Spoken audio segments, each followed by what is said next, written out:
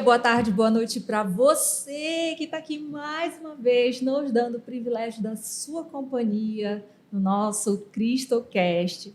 Eu sou a Andréa Amazonas, apresentadora deste podcast. Eu estou muito feliz, honrada em trazer uma convidada especial hoje. Conheci sábado, mas bateu o olho e eu falei, eu tenho que trazer essa mulher aqui nesse podcast, porque a história dela é linda e tem cada lição, que eu no dia já fiquei tocadíssima, eu falei, eu preciso, me apresenta essa moça que eu preciso conhecer.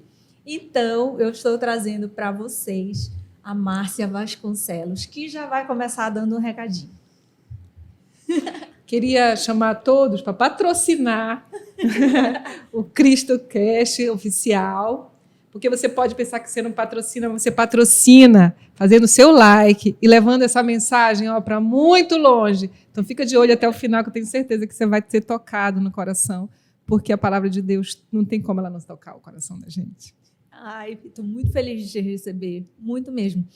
Tem uma coisa que, quando eu comecei aqui o CristoCast, antes mesmo dele oficialmente existir, eu passei um período amadurecendo e eu estava muito em dúvida se ele realmente ia acontecer. Deu um monte de coisa errada. E aí eu estava quase para desistir. Eu falei assim, pai, coloca no meu caminho. Se for para o podcast acontecer, se for para o CristoCast acontecer, coloca no meu caminho as pessoas certas. E aí ele começou a me mostrar, a colocar no caminho todas as pessoas que hoje fazem parte do projeto. Foi muito incrível. E todas as pessoas, inclusive, que vieram como convidadas. Todas traem. A maioria eu não conheço. Acabo conhecendo assim um pouquinho antes, são indicações e tem contribuído tanto na minha vida, tanto. E no dia do evento que eu fui, né, no sábado, quando eu te vi falando, foste a primeira a falar, né, fazer a apresentação lá do livro, depois eu vou falar sobre o livro. Quando tu começou a falar, Deus tocou meu coração, eu falei, essa moça tem que ir no podcast. E aí eu pedi para o Joey nos apresentar. Estou muito feliz mesmo de te receber. Eu estou muito honrada. Honrada com o convite, honrada com a oportunidade. E eu tenho certeza que quando a gente tem um propósito, a gente fica numa frequência. Quando a gente está nessa frequência, a gente só acha as pessoas que realmente têm a ver com aquilo que a gente está querendo fazer. A gente sabe quando não é e a gente sabe quando é. Então, nada é por acaso. E aí tu disseste uma coisa que já me chamou a atenção, né? As dúvidas que a gente tem.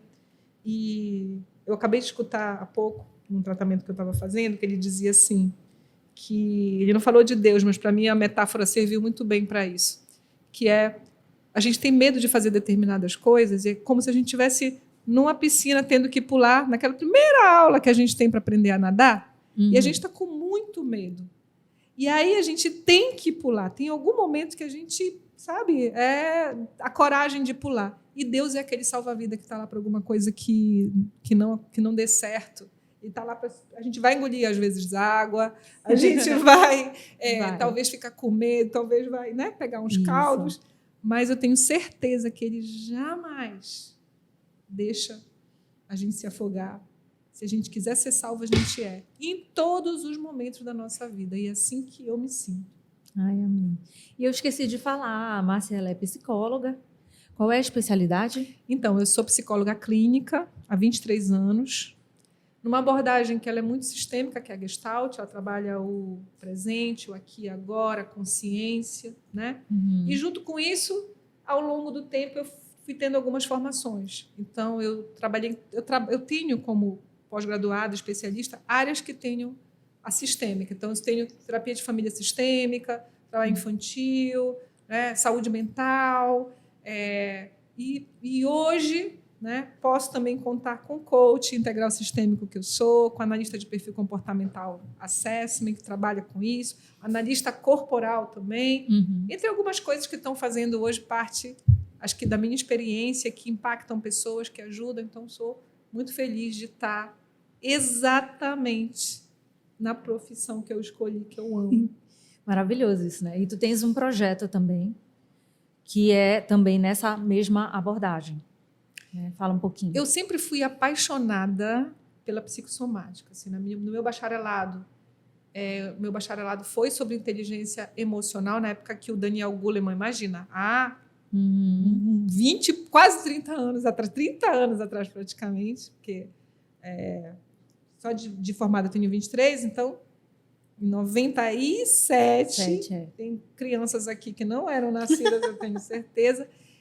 Eu já entendia de inteligência emocional e um projeto muito bacana nessa época aqui, que foi o meu bacharelado, que foi um projeto internacional na época, que ele foi até longe, assim, Passo Fundo, no interior do Rio Grande do Sul.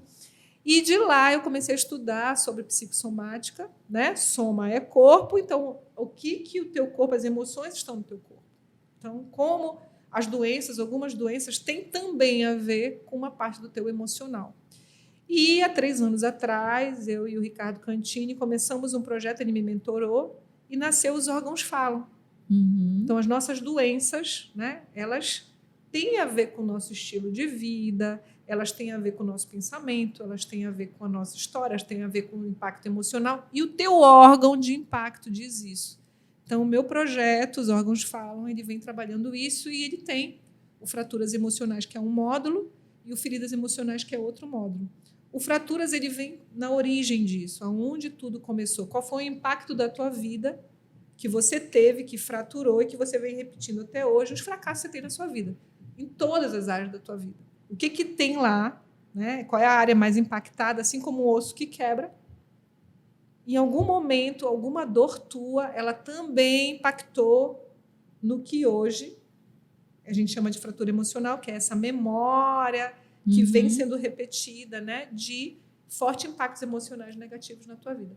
O Feridas Emocionais, baseado no livro da Les Bourbon, ele vem falando sobre quais partes aí do teu emocional você foi ao longo do tempo, né, criando, que você teve que criar uma máscara para você poder, como uma ferida, você coloca ali um band-aid e por baixo dela, né, tem algo que está machucado. Quando você tira esse band-aid, você vai ver que tem uma ferida. Então, a tua personalidade, o corpo que você tem muito a ver. Ela tem um livro incrível que chama Feridas Emocionais. E eu vim aprofundando isso. E de lá surgiu Os Órgãos Falam, que é desde a tua árvore genealógica. Você tem um inconsciente familiar. Nossa, incrível. E aí isso vem trazendo todas, né, o que você tem de melhor e de pior, de força e de fraqueza, está no inconsciente, que o Zonde chama de inconsciente familiar. Nossa, então são aqueles registros desde a infância que dos às vezes... teus ancestrais. Nossa. Então, assim, o que o teu trisavô teve de dor, de fracasso, como ele educou a tua bisavó, como a tua avó foi educada, e está hoje, você não sabe. Entendi. Nossa. E o Zonde, assim como o Freud cria o inconsciente, o Jung, o inconsciente coletivo, o Zonde, que é muito pouco conhecido no Brasil, ele tem uma escola que fala do inconsciente familiar. Ele é incrível. Então, assim, tem realmente fundamentado na ciência, no estudo, aquela coisa que, pelo menos eu ouvia as avós falando, minha mãe falava que se você guardar muito a tristeza, você vai adoecer lá no futuro. Essas coisas que a gente ouve de uma forma bem mais simplificada, mas cientificamente é isso, né? Eu sou esse exemplo. Por que eu tive um câncer de mama? Câncer de mama. Eu que conheço tanto, eu que sei tanto disso, né? Como mulher, quais as dores que eu carregava, eu trabalhando nessa área, eu me sentindo bem-sucedida, eu sendo uma mulher que trabalha a consciência, que trabalha o financeiro, que veio trabalhando todas as áreas. Por que comigo? Talvez a pergunta seja por que não comigo? Por que não? O que a gente vem fazendo? Que estilo de vida a gente tem? Eu trabalhava demais. Vamos voltar à tua história, então. Vai, não perde o gancho, porque é legal falar da tua história, como que era desde a infância. Tu sempre foi, porque tu és muito agitada. Sim. Sempre foi assim. Sim, eu talvez esteja mais agitada, até pelo processo de químio. Ele acaba tendo essa mudança, eu acho, de humor. Não, agitada eu digo de fazer muita coisa. Porque pelo que tu me disseste, tu tinhas uma rotina insana. Sim. Não tinha, não. Eu era aquela criancinha a chorona. Aquela magricelinha que talvez por isso eu conto no livro, né, essa parte do capítulo do Fraturas, aonde eu descobri que começaram as minhas fraturas. Uhum.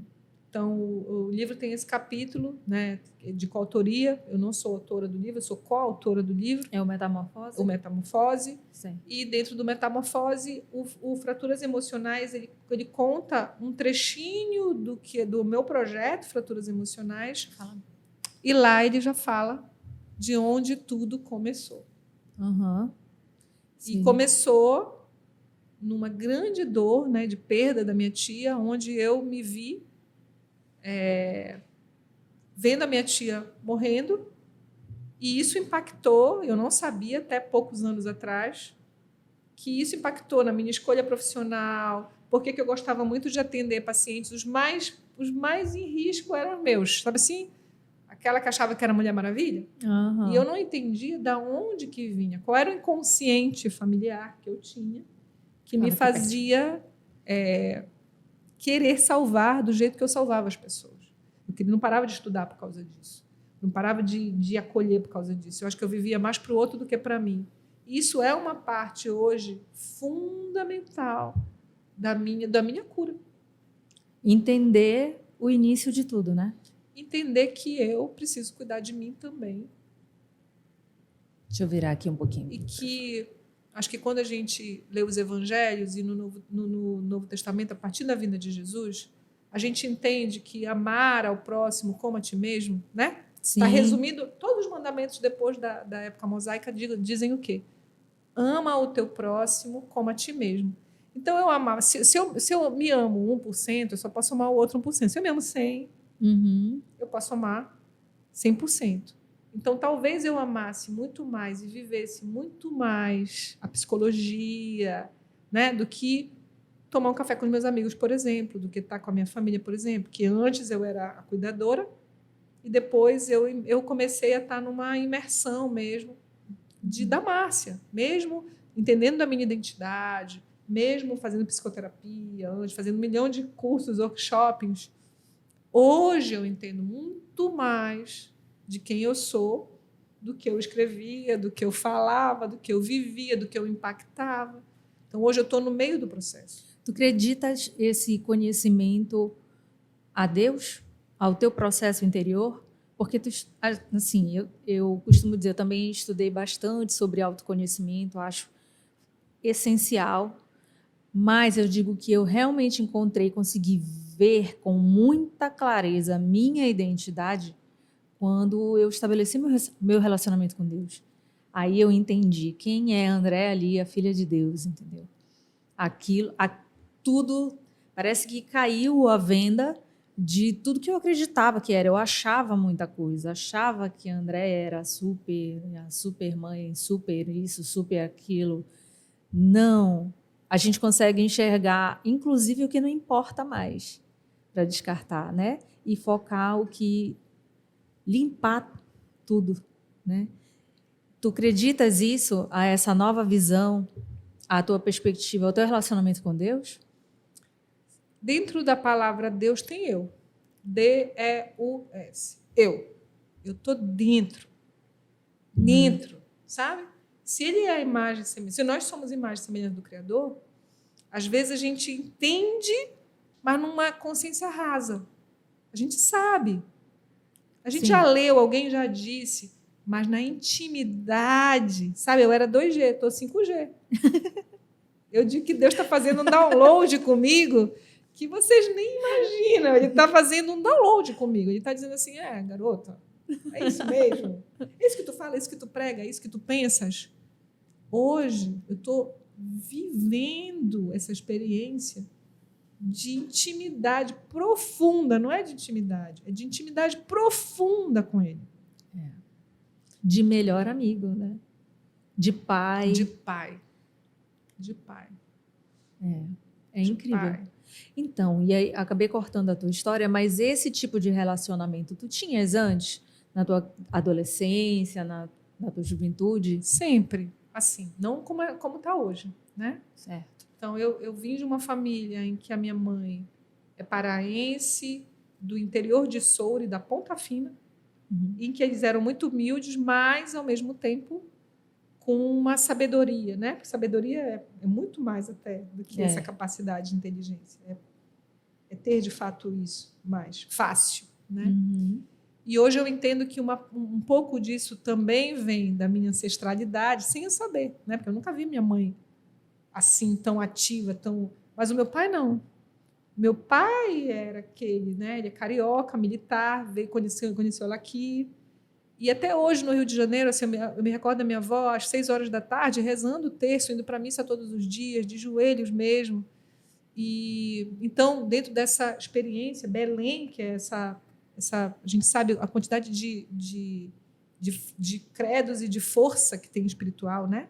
É a primeira Assembleia de Deus, tem o Círio de Nazaré, é uma comunidade espírita grande, é uma comunidade umbandista grande. Então, assim, a gente tem muito disso. Então, aos 15 anos, eu me perguntava, caramba, eu sou paraense, nunca fui no Círio de Nazaré. E aí foi uma data especial, porque essa minha avó carioca, ela estava aqui. Era o aniversário dela. E eu quis ir, disse, pai, tu me levas? Nós fomos. Ele me deu, bora imaginar que era um cruzado, sei lá o que era. Botei no bolso, estava de bermuda. E eu entendi o sentido de rio de gente nesse dia.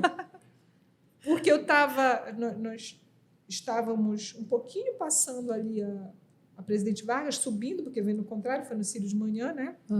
E eu me vi certinho fazendo aquela curva, fazendo aquele tchauzinho assim para o meu pai, indo embora.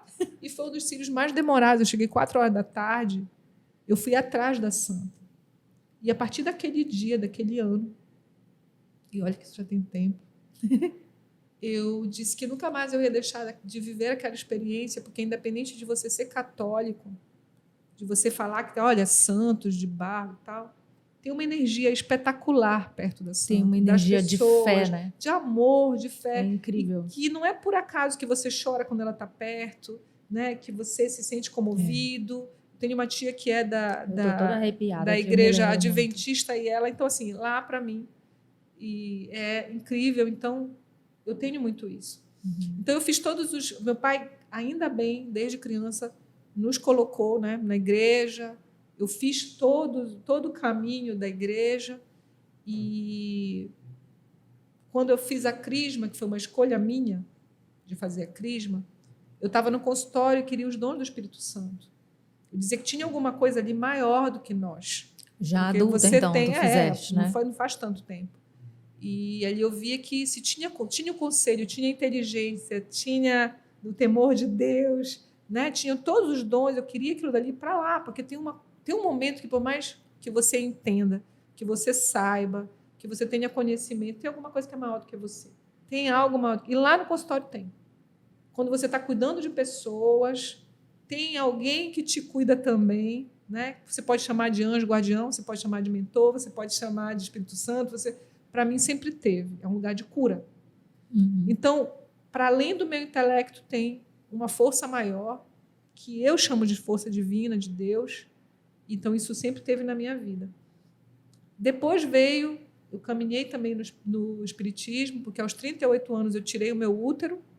Isso foi muito simbólico para os órgãos falam.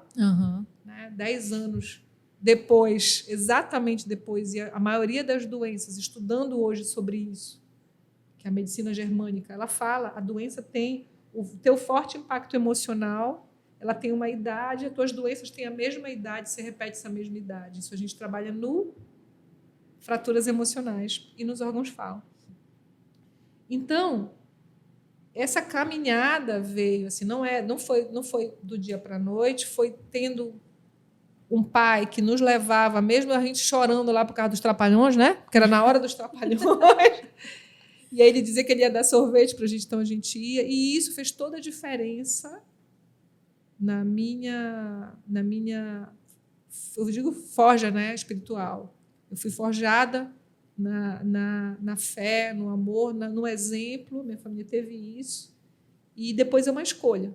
E eu escolhi caminhar vendo a presença de Deus. E hoje, eu acho que todos esses conhecimentos, algumas pessoas iam maldizer, eu estou me abençoando porque eu acho que sem ele eu não teria conseguido. Tiveram noites realmente traiçoeiras, difíceis, como tem na música, né? Sim. Mas eu tô, meu Deus, eu tô no barco junto. Uma amiga minha disse assim: eu te vejo, Regina, ela me chama de Regina. Você num barco com muita tempestade, mas ele lá contigo, e eu acho que ele é mais do que o comandante. Com certeza. Acho que ele é mais do que o comandante. Com certeza, porque é muito incrível a história desde a tua descoberta, né, do câncer, e como as coisas vieram acontecendo, e tudo tão rápido. Tem muito da mão de Deus nesse dia a dia. As mãos de Deus, É né? incrível. Te importa te contar um pouco? Não, eu acho que as pessoas têm que, talvez, olhar para essa história e, quem sabe, poder aproveitar um pouquinho dela. Bem, eu sempre fui uma pessoa que nunca negligenciei a minha saúde, no sentido de, sendo da área de saúde, eu sempre fiz todos os periódicos, sempre fui de setores de saúde, então eu trabalho hoje no Tribunal de Contas e tenho consultório, então lá sempre fiz os meus periódicos, sempre nós fizemos, né? Nunca fui a exemplar. Vira mais Nunca pra frente, fui a exemplar, no sentido de... Até para eu ir fazer os meus exames, era assim, eu deixava rapidinho, ia lá, pedia uma liberação, voltava, porque o trabalho era, né, o meu modelo da minha mãe, a minha mãe tem hoje, vai fazer 73 anos, e ela trabalha quase todos os dias. Então, o trabalho, para mim, era uma das coisas, como exemplo, né? E eu dizia que, em algum momento, eu não tinha que ser assim. Então, eu sempre fui aquela que eu saí de cirurgias dirigindo. Fazia endoscopia, saía dirigindo. Isso, hoje, eu jamais faria. Eu acho que você tem que ser cuidado, se permitir ser cuidado. Eu não sabia o que era isso. Porque a gente chama isso de independência ou de força, e não é. E não é. Verdade. Você tem que ser amado e cuidado e ter uma rede de apoio. Então, nessa caminhada toda, né, da descoberta da doença, aos 48 anos, praticamente, dentro dos meus periódicos, eu já estava organizando meus periódicos. E eu já estava agendado na minha volta. Porque eu já faço em dezembro, então eu já tinha agendado em novembro para poder levar para minha ginecologista. E ela tinha me pedido. E quando eu estava viajando, eu descobri no meio dessa viagem. E de lá para cá eu voltei fazendo isso e tudo aconteceu. Assim, mas espera, tu descobriu agora, ano passado. Ano passado. Ano passado. A minha viagem foi final de outubro. Eu voltei em novembro e comecei os exames. O primeiro, né, seria dia 15. Não pôde, era um feriado. Eu coloquei no feriado, só podia ser no feriado. E eu digo hoje, ele diz que ele é... Eu digo que ele é o melhor, ele diz que é o maior, que é o Dr. Gilberto Eriksen, que é mastologista. Ele realmente tem quase 2 metros. E eu tive todo o apoio de toda a rede de amigos que eu pudesse ter, de sair de lá, assim, com uma chorando e me levando, e ele me atendendo, saindo da sala dele. No dia que eu saí da sala do Dr. Gilberto, que eu fui para o meu consultório, que ele me disse, né, Marcília, isso, nós vamos fazer uma cirurgia, depois a gente vai fazer a quimioterapia, né? E me explicando tudo, saí meio em órbita daquilo, mas já ter consciência é uma coisa, mas você ouvir é outra. Sim.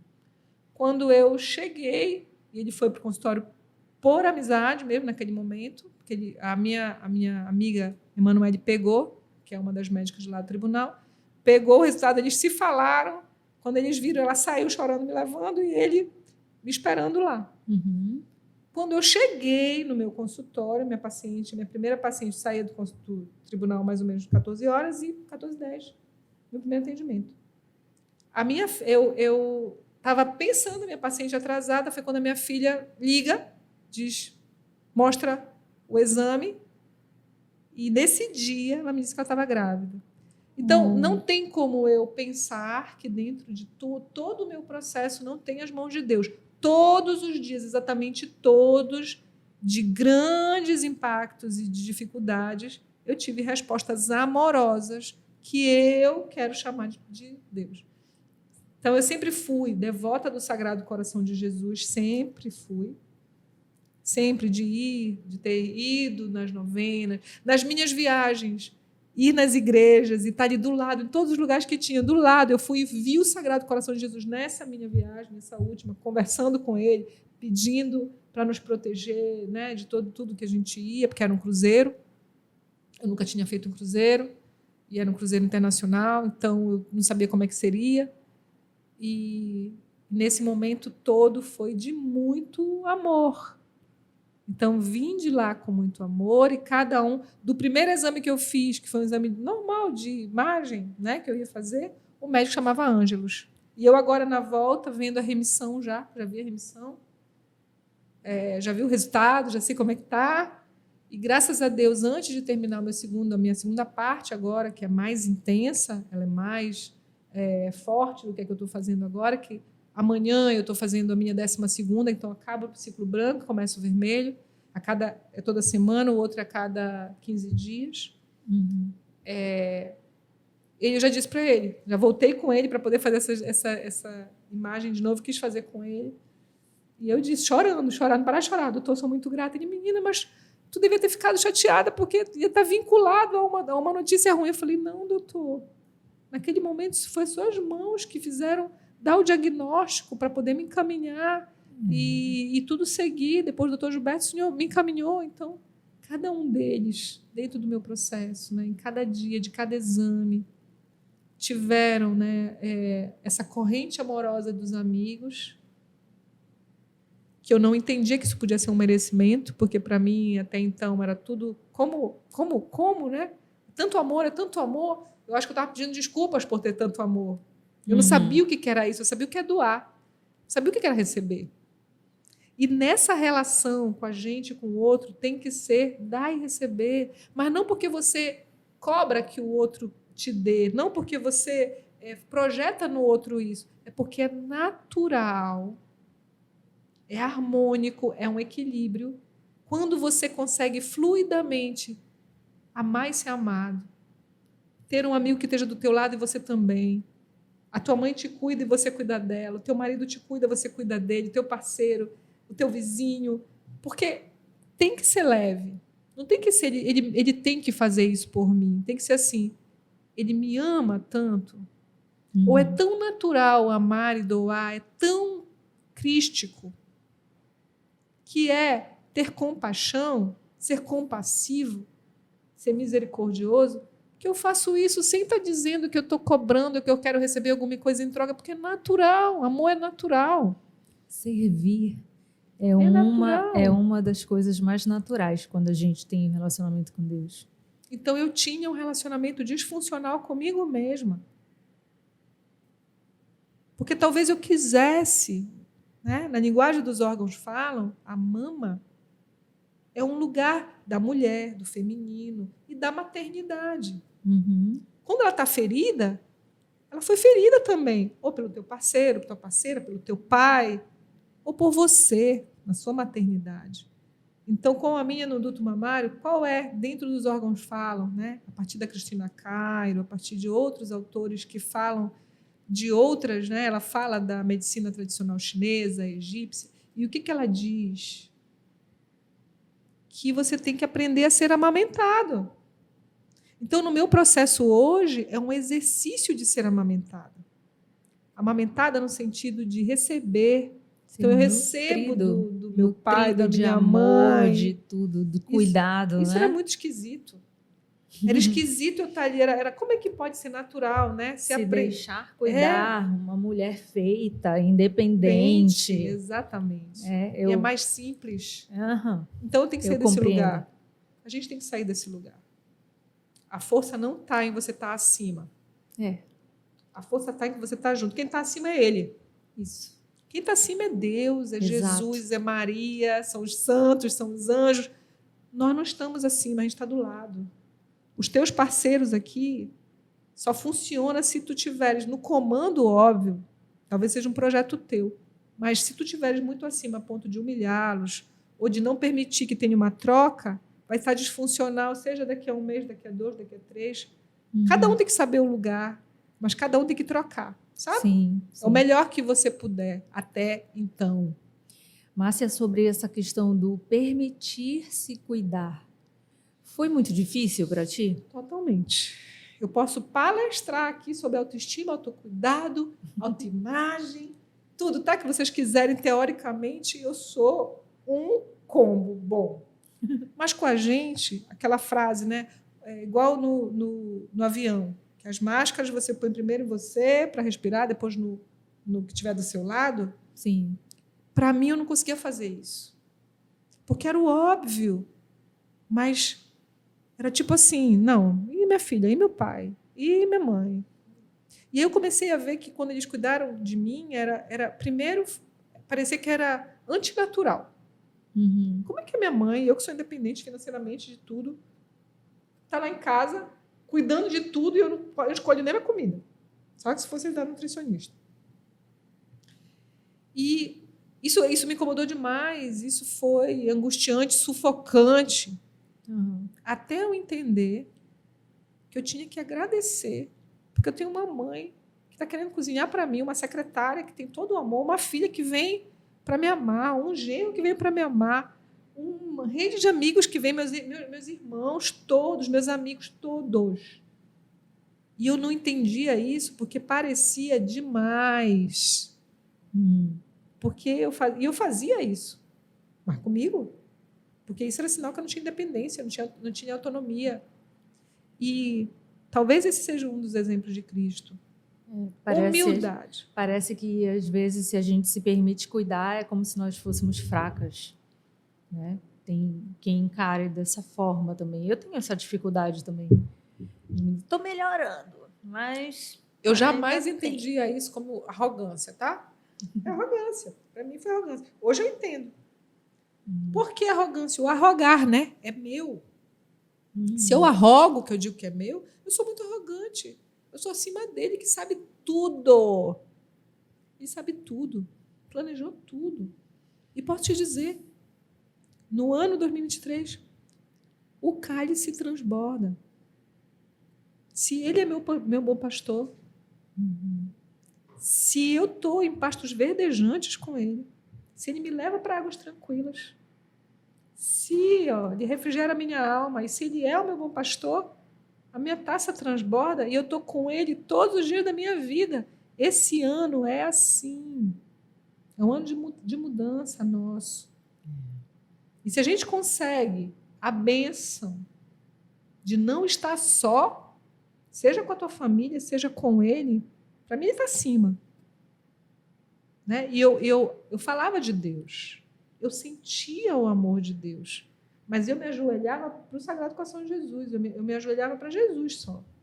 E hoje eu entendo que eu tenho ele, se ele é o filho, é um pouco meu irmão, né? Sim. E como meu irmão é simples, a gente bate papo com o irmão da gente. Isso a mesmo. gente está na intimidade com ele, mas ele teve chagas. Ele sofreu por nós. A gente também tem chagas. Ele sofreu e tirou a maioria.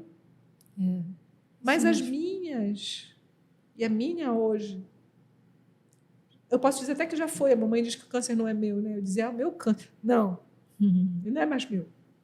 Ele já até saiu, ele nunca foi meu. A doença, né? Eu me via nesse outro lugar, que é um lugar... nunca questionei por que comigo, mas eu tinha medo do que a minha família ia sofrer. Tinha medo, assim, eles ficaram... todos os meus tios, meus primos, todos vieram numa onda de amor mesmo, de querer ficar em casa todo dia, de um faz bolo e eu dizendo, gente, eu não posso comer açúcar. Não, mas eu vou fazer um bolo diferente. Não, não estou comendo pão. Não, mas assim, porque, de fato, as coisas que sempre foram para mim um prazer, eu tinha que cortar. E eles faziam isso com muito prazer, trazendo e fazendo experiência de todos os tipos de bolo sem açúcar que tu imagina. Eu dizia, gente, eu estou na quaresma, eu ainda não quero, mas vinha de novo, porque além de tudo isso, eu dizia, eu vou jejuar. Eu estou jejuando. Mesmo sendo arriscado, né? É uma montanha russa a quimioterapia. Ela é uma montanha russa. Porque você fica com... Você está sendo atacado nas suas células. em todas as suas células, mas principalmente nas cancerígenas. Uhum. O que tu consideras que mudou da tua vida, especialmente da tua vida espiritual, antes, porque tu já tinhas essa ligação, né? E hoje, especialmente porque tu estás também profissionalmente do outro lado, vendo por Totalmente. uma outra perspectiva, Totalmente. né? Tinhas os pacientes, aonde tu eras a cuidadora, e agora tu estás do outro lado. Como tu consegue enxergar isso? Eu fui arrogante. Totalmente. Por que arrogante?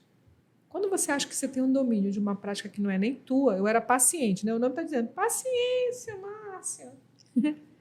E eu achava, pelos conhecimentos que eu tinha, né? Acho que eu passei por todas essas áreas. Imagina, eu estudo o tipo físico teu, eu sei um pouco da pessoa pelo teu tipo físico, eu sei pela análise do perfil comportamental, eu estudava sobre o câncer, eu tinha trabalhado com paliativos. Só que viver isso é uma experiência, não é solitária no sentido de que você tem muita gente, mas ela é pessoal. É individual, né? Ela é individual, então Sim. assim, todo o corpo está mudando. Então assim, eu não tomava, eu vou dar um exemplo simples talvez para algumas pessoas, para mim ele foi. Eu não tomava açaí, eu era Nutella, meu açaí era com açúcar, né? Açaí sobremesa, não era açaí guarnição. E eu dizia, né, o dia que eu for raiz, eu vou tomar um açaí sem açúcar. Então imagina eu tomar todos os dias. Açaí era uma coisa assim, que eu dizia que eu ficava igual uma jiboia, dizia, gente, depois eu vou dormir quando eu tomo açaí. Eu tenho que tomar açaí todos os dias por causa das plaquetas, não só o açaí, como a pitaia, que eu não gostava, achava a fruta mais linda e sem graça.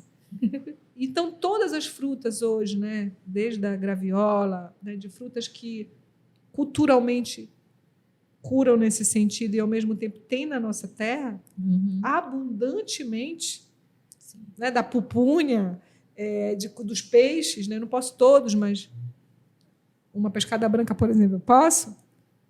Eu fui aprendendo a ver o simples, porque ter paladar é um luxo no câncer, na quimioterapia, porque você perde um pouco, você está machucada a boca, você quer vomitar. Então, assim, é um desafio você ter apetite. Eu tenho.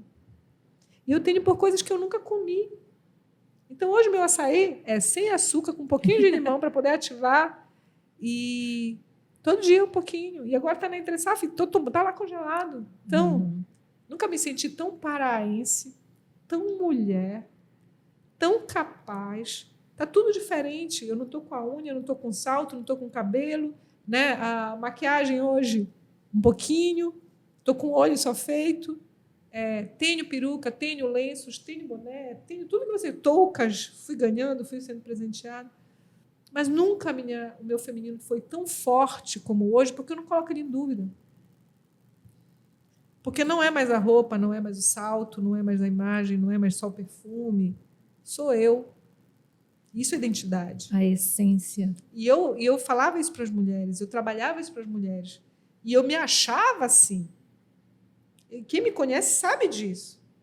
Mas talvez o pavão tinha um franguinho lá dentro, talvez o franguinho seja muito maior, sabe? E tenha penas muito mais bonitas do que antes. Então, metaforicamente falando. Mas eu me sinto hoje tão mais mulher, com um brinquinho pequeno, e vou usar meus grandes depois, meus anéis grandes, tudo grande, tudo.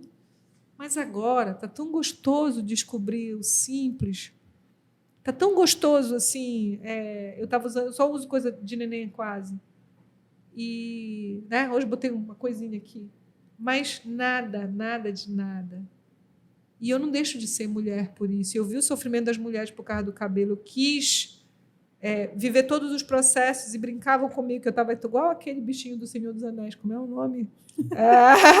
O Smeagol. Smeagol. Porque até eu raspar sexta-feira estava assim. Não, é isso mesmo. Acho que é Smeagol mesmo. E eu queria passar pelo processo de cair, de botar touca, de botar lenço, de botar peruca. Mas eu queria não ter nada. E eu vivi todos os processos até sexta-feira passada raspar. Eu raspei sexta-feira. Foi mesmo. Aí no sábado que eu te vi, né? Tu estavas iluminada no sábado. Impressionante. Estava linda. Estava com um vestido espetaculoso no evento. Tava a tua luz, assim. É muito mais marcante. Como é legal isso, né? Assim, quando a gente consegue enxergar além do óbvio da pessoa, a gente consegue enxergar a essência, a luz, a vibração, a energia dela. E essa luz, essa energia é a essência de Deus na gente, não é? Eu vejo dessa forma, pelo menos, assim. Tu tens toda a razão, porque eu posso te dizer que nossa menor partícula, a gente é água e energia, né? Uhum. E eu, assim, nós somos muita água e energia, né? Prótons e elétrons. E eu descobri que a nossa maior energia, talvez isso seja o maior dos meus desafios e a maior das minhas conquistas, é que a energia que me move hoje é essa. É a divina, é de Deus. E nela está minha mãe, nela está minhas irmãs, nela está você nesse momento, tá os meninos aqui, nela está minha filha que veio, sabe, o pai dela que me proporcionou várias coisas também de apoio, meus amigos. Então, assim, nisso está a face de Deus. Para quem quer ver? Sim. Eu quero ver. Eu quero sentir. Eu quero te olhar e exercitar um pouco dessa arrogância que eu estou te falando, dessa vaidade que eu estou te falando, porque é mais simples e eu posso ser grande mesmo assim. Pode ser leve. Sim. Não precisa estar brigando comigo, nem tendo que provar isso. É fluido. Uhum. E quando transborda. Transborda, né? Tu estavas me contando um pouco antes da gravação sobre o processo, inclusive, de tu escreveres um livro nesse momento, né? Porque também o livro foi lançado agora, na semana passada, e nesse furacão de tanta coisa que tu precisas obrigatoriamente fazer, ainda conseguiu escrever um capítulo do livro. Em final de novembro, eu recebi um convite de uma amiga chamada Suzana, se eu queria participar de uma coautoria. E eu chamei outras mulheres, nem todas quiseram, algumas quiseram, uma grande amiga quis também, que é a Eli. E o projeto começava dia 1º de dezembro, e era para nós entregarmos a coautoria, porque assim, eram 18 pessoas do sul do Brasil, sul e sudeste do Brasil. Nós somos 6 paraenses representando aqui, e o que é maravilhoso. Eu, Patrícia, Franci, Eli, Suzana e Alessandro. Inclusive, a Eli já esteve aqui com a gente, foi quem me convidou para o evento onde eu conheci a Márcia. Eli tem um projeto maravilhoso, né? Tem 2 espaços incríveis, vocês mulheres que queiram, um é no Mercury e outro no Átrio. E isso tem também me ajudado, as minhas massagens, né? Não posso fazer drenagem, mas as massagens são incríveis.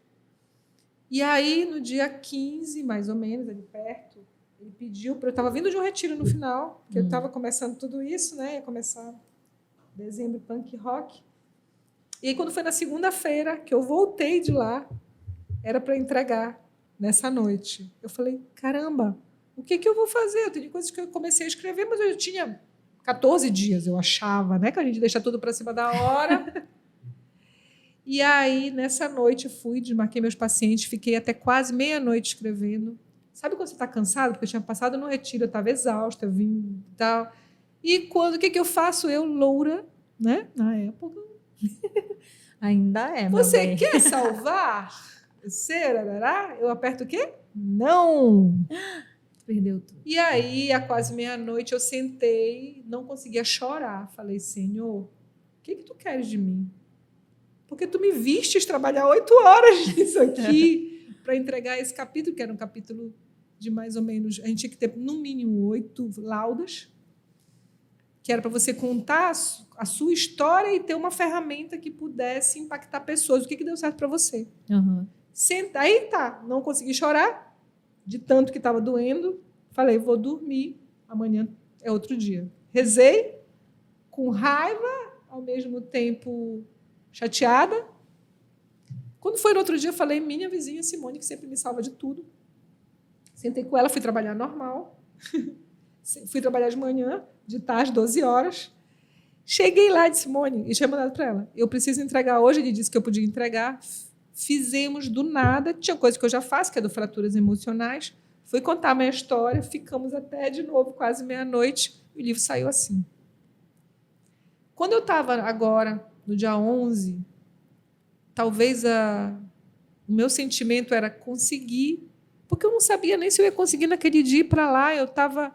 As sextas-feiras são dias muito difíceis, porque a minha quimio é na quarta, que começa a aceleração de sono, de tudo. Né? Na quinta-feira, onde começa o estômago doer muito, a quinta-feira começa tudo. E o sábado é aquele dia que começa a melhorar, mas aí vem a dor nas articulações. Então, hoje é um dia maravilhoso por causa disso, porque já passou um pouco dos efeitos da manhã, de novo. Então, assim, é dor nas articulações, é cansaço, é fraqueza. Então, esses dias que depois, né, passam, eles são assim. Então, o sábado eu não sabia como eu estaria. E eu fui realmente, né, nem sabendo, nem falando para os meus amigos, nada. E eu pedindo mesmo que o Espírito Santo pudesse me guiar para tudo que eu ia falar. Porque tem dias que a sua memória não está boa, que você tem confusão mental, porque as células nervosas também estão sendo destruídas. Então, assim, dirigir não é para dirigir, fazer essas coisas não é para fazer, porque você tem pequenos lapsos, pequenas desorientações, igual aquela do Nemo, a Dory. Então, você fica um pouquinho desorientado, né? E a memória é assim, até nas palestras que a gente vai, 7 segundos, pensar de novo. Mas ela está ali também. Então, eu todas as vezes, até para vir para cá, até para sair de onde eu saí, para vir para cá, eu peço a direção de Deus. Todo o tempo. Todo o tempo eu estou nas mãos dele. Peço para o meu anjo da guarda, peço para o meu mentor espiritual, né? Que eu digo que é o teu anjo, guardião. Porque eu estou no momento que a minha atenção tem que estar o maior possível, que eu tenho que estar bem, o melhor possível, que eu tenho que diminuir esse estresse, que eu tenho que estar fazendo as coisas que, de fato, me deixam mais próximas de estar saudável. Então, como diz na Organização Mundial da Saúde, que a doença ela não é a falta da saúde, ela é a desordem, ela é desequilíbrio. Então, todos os dias eu tento, agora, mais do que nunca, estar em equilíbrio, o que é desafiador todo o tempo. E isso tem, inclusive, no capítulo que tu escreveu do livro, né, falando de fraturas emocionais, tem uma...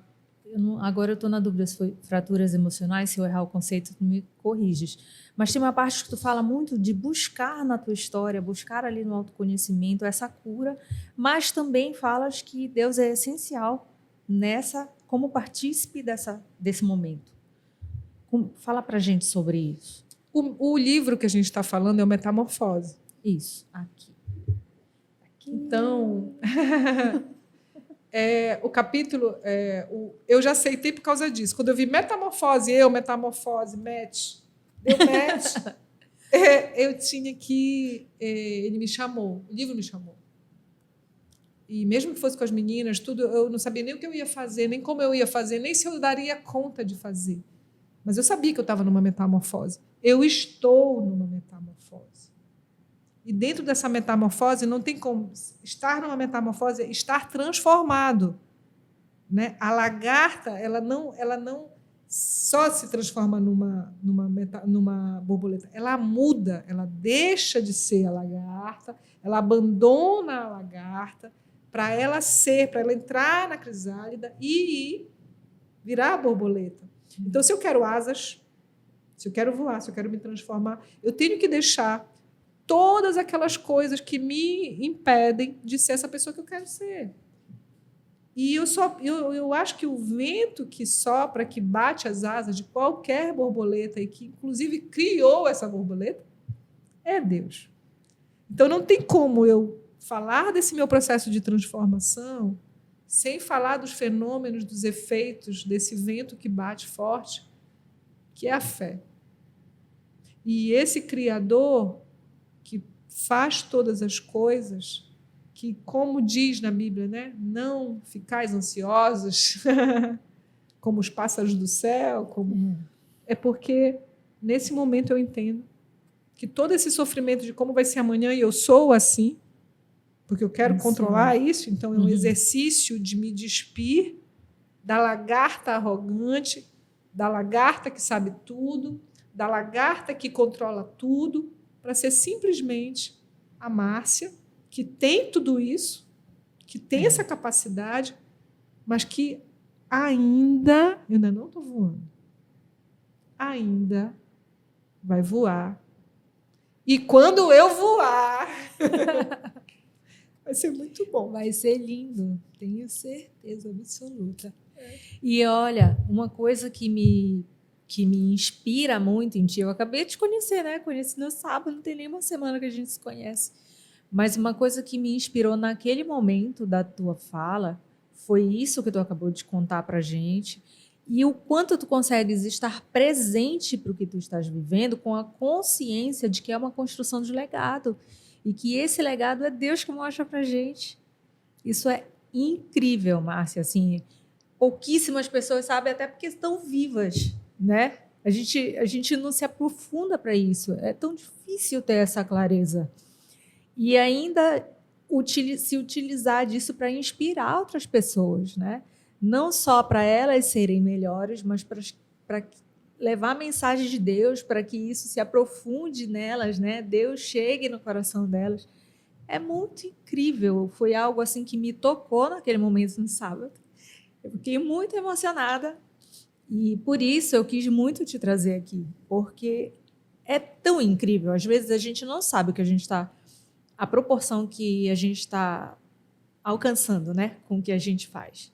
Porque é tão natural, passa a ser natural, né? Passa a ser simples e essencial. E essa essência é muito clara em ti.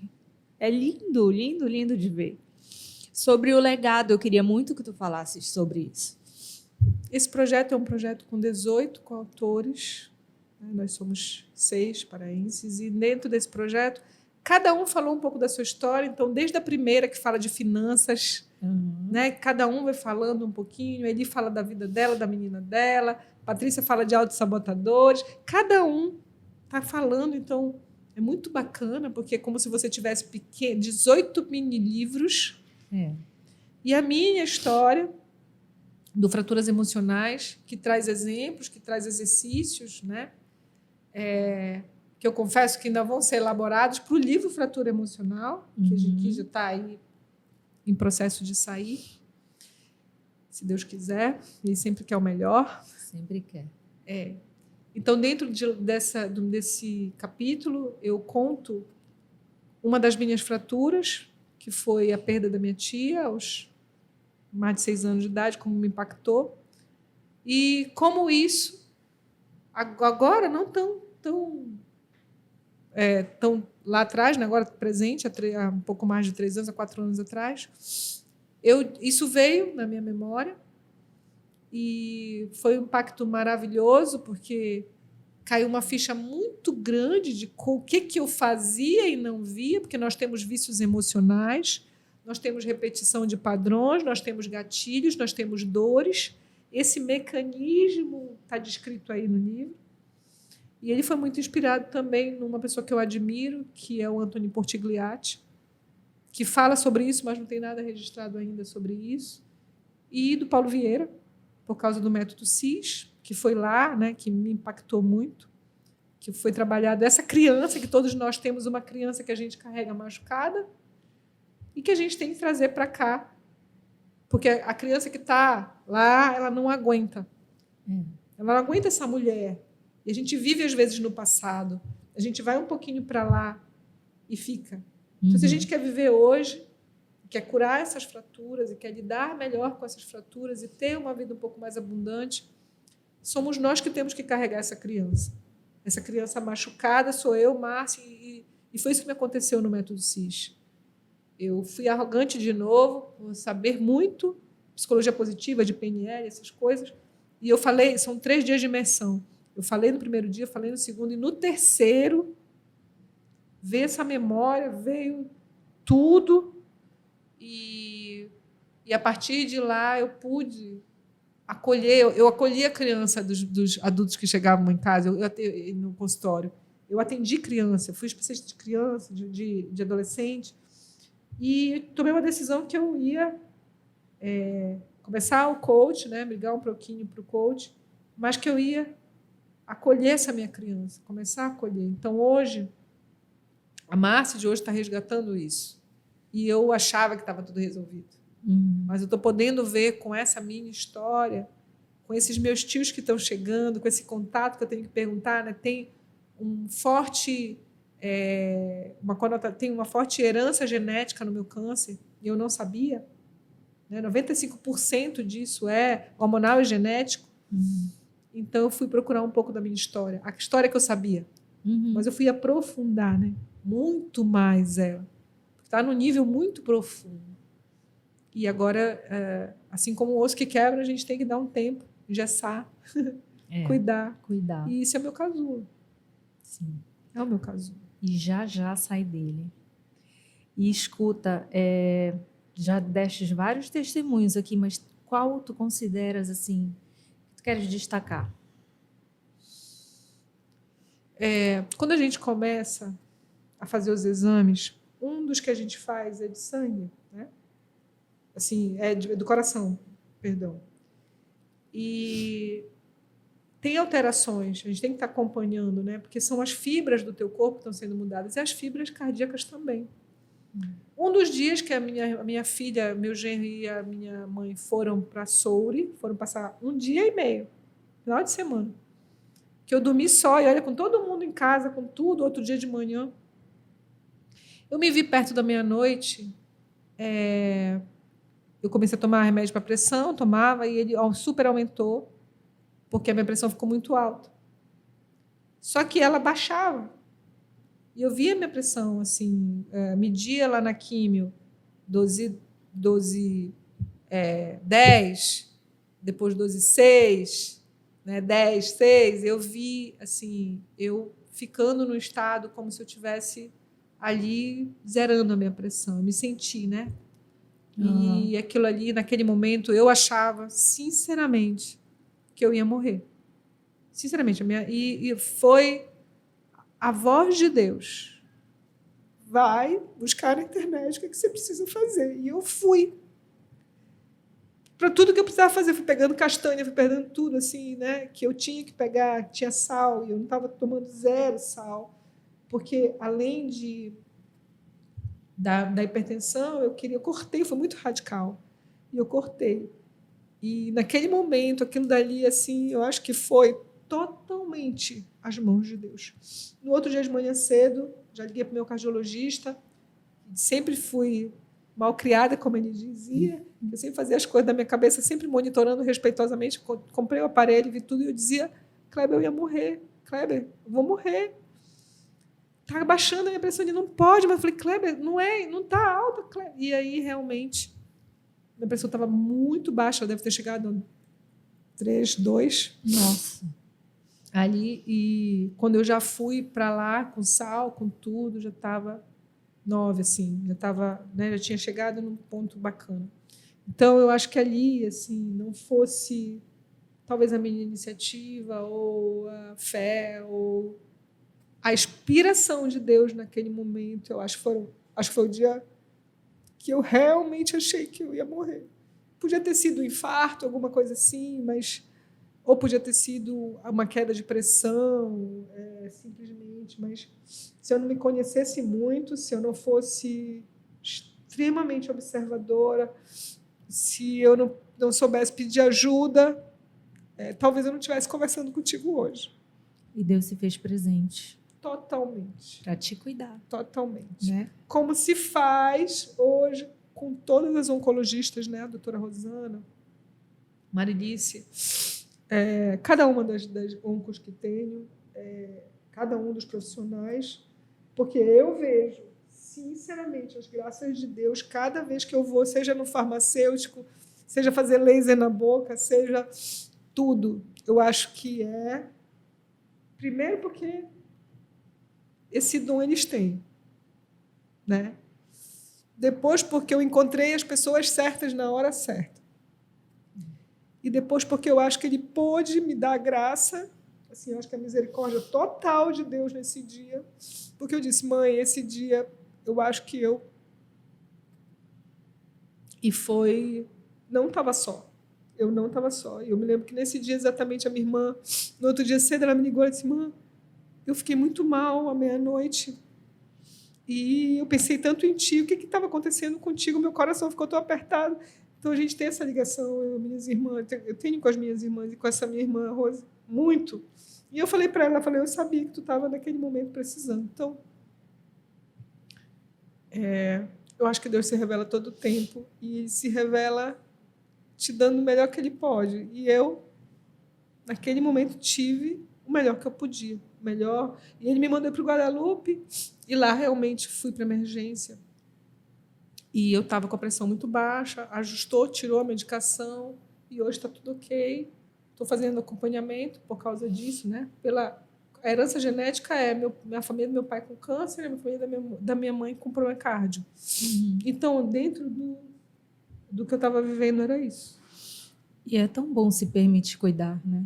Quando a gente se entrega para Deus, realmente, assim, que a gente quebra toda a arrogância que a gente tem, toda a autossuficiência, todas as coisas que acabam nos mantendo distantes dele.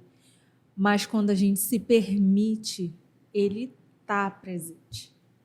Ele cuida verdadeiramente dos filhos, né? E é inexplicável. Eu tive um momento, não nesse nível de problema de saúde, mas de doença emocional muito forte. E eu lembro muito bem o dia que Deus se fez presente para mim, para cuidar, né? Para cuidar. Aí me remete a... Eu sempre faço uma pergunta aqui, né? Que é, por que vale a pena crer?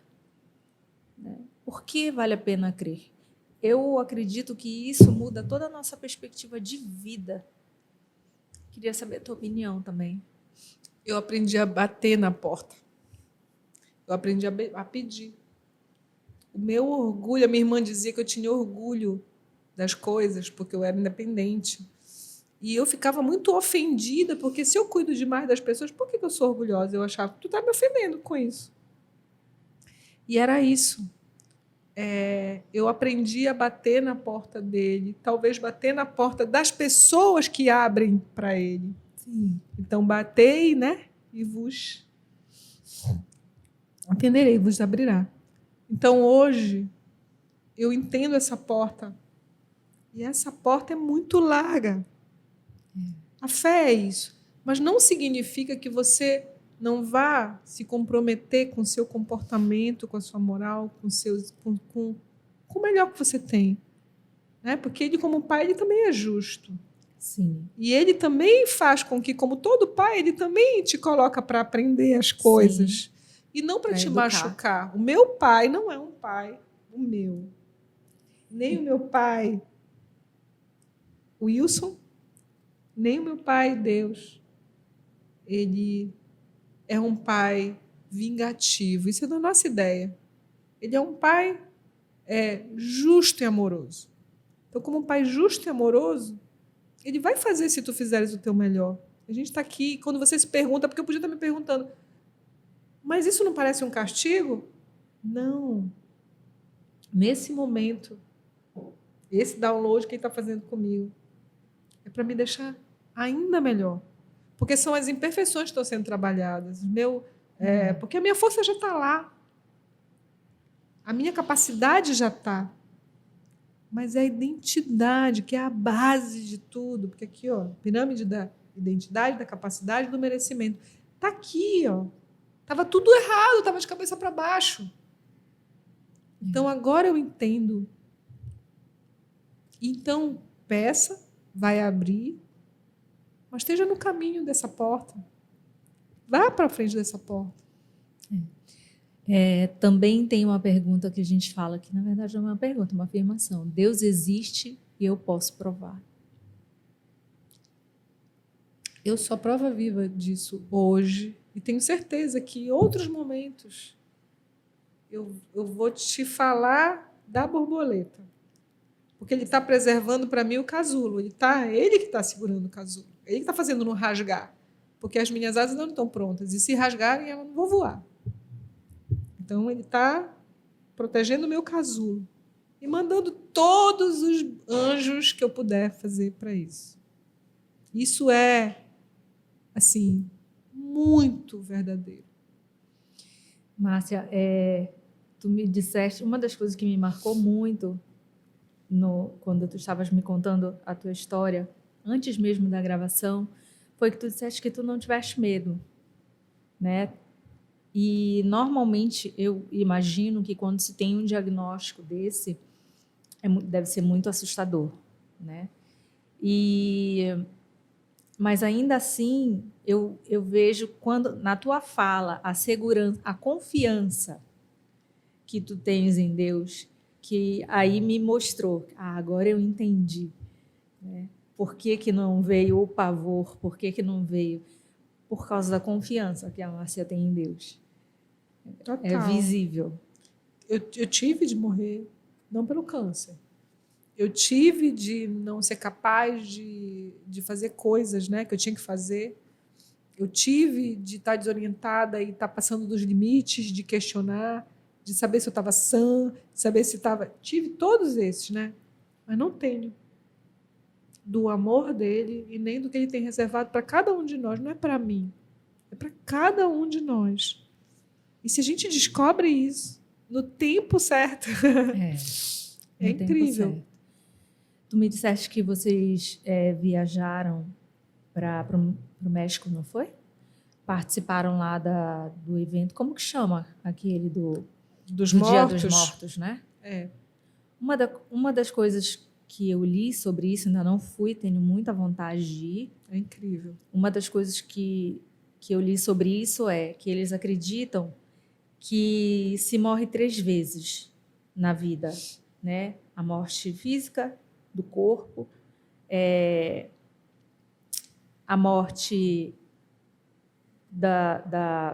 de quando se abandona a memória e quando se deixa de existir realmente, quando a última pessoa que lembra de você também se vai, né? No filminho Viva la Vida é muito parecido com o que eles fazem lá, né? Que tem outro nome nesse filme, uma animação até. Uhum.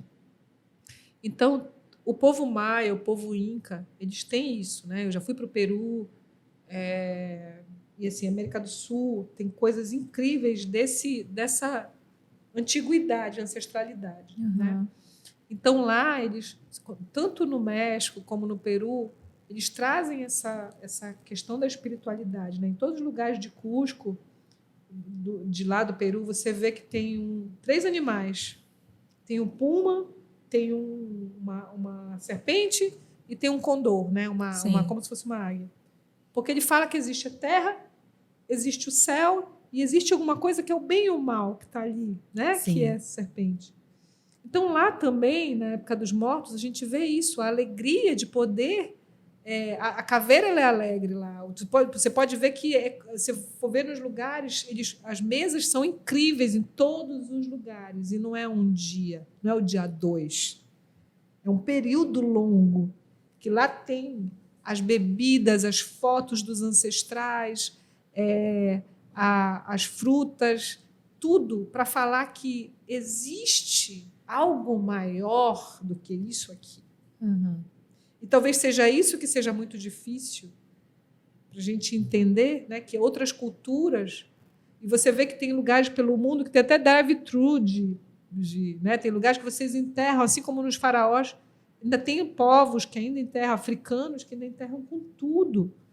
Quando você vai ver mais sobre o luto, você vai vendo que existem pessoas que ainda precisam congelar para 1 ano depois enterrar com o carro, com as coisas, porque você ia estar num outro mundo mais rico. E o que a gente tem que fazer é mais simples, né? Porque os tesouros não estão aqui, né?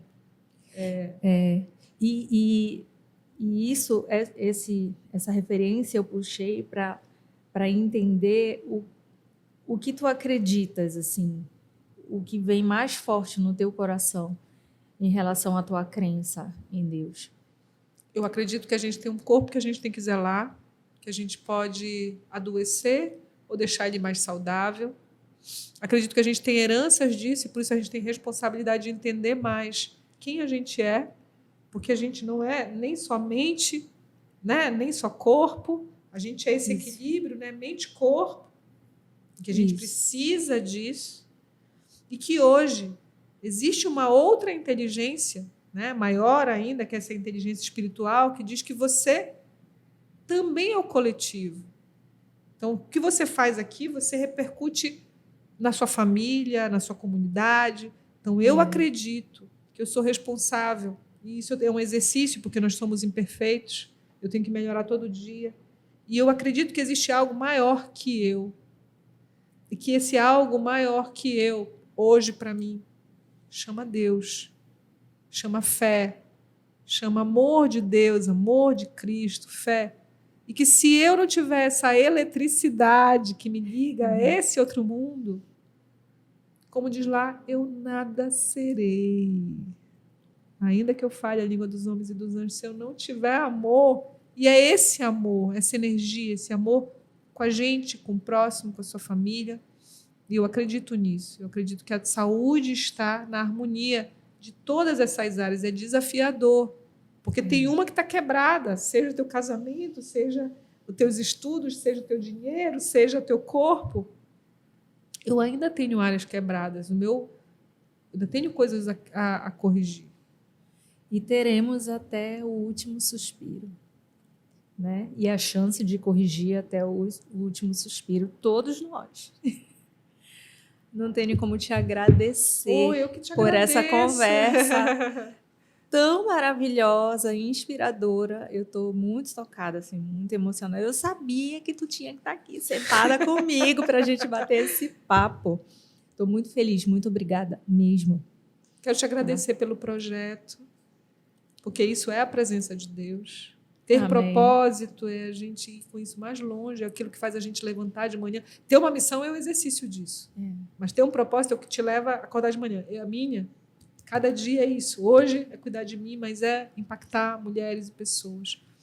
E vendo esse teu espaço, com uma equipe tão bacana, com tanta amorosidade, da onde eu entrei, eu fui bem recebida. E alegre, harmônica. Então, que Deus te abençoe nesse projeto, porque eu me senti honrada de fazer parte, de ser convidada. E eu desejo verdadeiramente que tu continues com esse projeto impactando muitas pessoas e que cada vez mais todo mundo cresça junto contigo. Que esse é o meu desejo mais profundo. E a gente tem aqui a função de levar a palavra de Deus, que mais pessoas realmente venham para Ele, toque, que as palavras da Márcia, especialmente, toquem o coração de vocês, para que vocês se deixem cuidar por Deus, que não tem coisa melhor. Não. Né? Não tem mesmo. A Márcia está levando a nossa canequinha. Lembra sempre da gente, desse momento. Um brinde. Porque estamos aqui por Deus e que tu carregues sempre no coração esse momento. Obrigada. E que a taça de vocês transborde como a minha. Amém. Amém. Gente, hoje a gente encerra por aqui, infelizmente, essa conversa.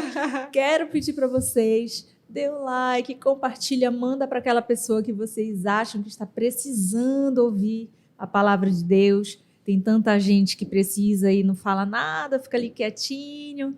Então, façam isso. Compartilha, dê o like, que vocês ajudam muito a gente. Somos tão novinhos, mas a gente está com muito gás de servir a Deus. E eu e você nos vemos no próximo CristoCast.